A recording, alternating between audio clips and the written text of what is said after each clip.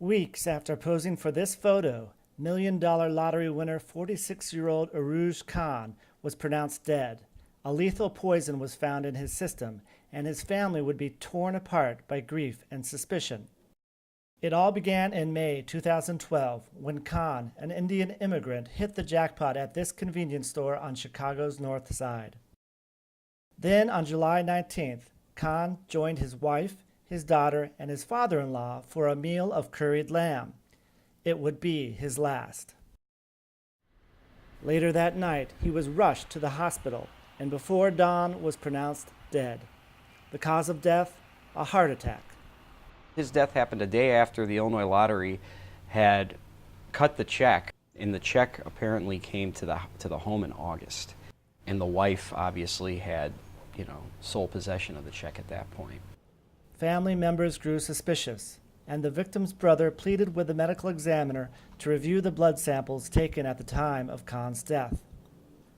Khan's body was exhumed, and by January 2013, the medical examiner had a new cause of death: cyanide poisoning. The question now was, who killed Khan? Chicago police searched the family home and questioned Khan's widow for 4 hours, but she was not charged. Police still consider it an active murder case. There were 3 people in the house at the time, but they haven't been able to prove anything against them. It's like what one law enforcement source told me. It's like an Agatha Christie novel.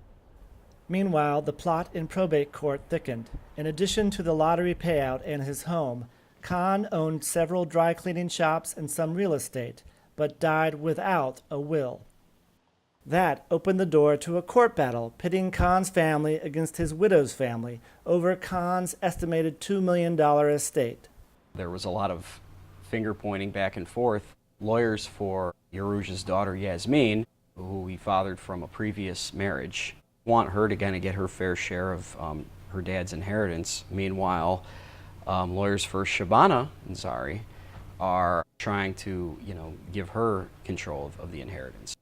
Al-Haroon Hussein represents Khan's widow, Shabana Ansari, in probate court.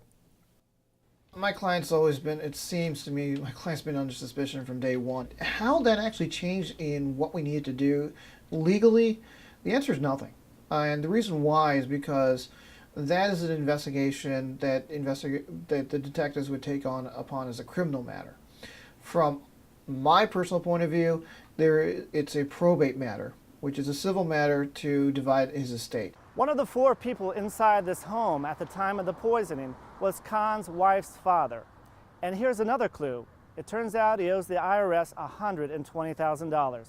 In Chicago, this is Scott Alexander reporting for the Lawyers.com channel.